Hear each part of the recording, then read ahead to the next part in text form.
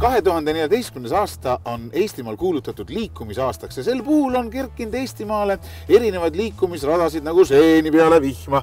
Üks nendest on siin meie ümber, meie juures praegult. See on Võllaste liikumisrada Järveojani Alevi serval, Järveojani vallas. Vallavanem Arto Saar, no mis siin rajal siis teha saab ja mis asjad need siin on püsti pandud? Tegemist on siis discgolfi rajaga ehk siis peaaegu nagu päris golf, et on vaja üks palli asemel ühed kettad, augu asemel ühte korvi ajada. Et tegelikult on tulles siia, saab paariks tunniks endale mõnusat tegevust looduses.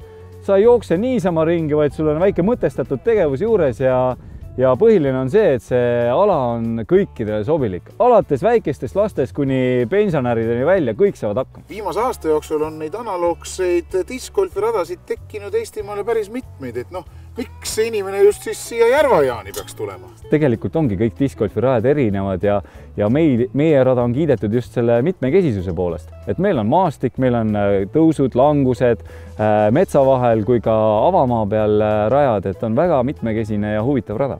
No kui ma olen 2 tundi siin rajal ära mänginud, siis võib-olla juba kaugemalt tuli ja tahaks siin ümbruskonnas veelgi ringi vaadata. Järveojani vald on tuntud oma muuseumite poolest, aga kuhu sa ise soovitaksid inimestel minna?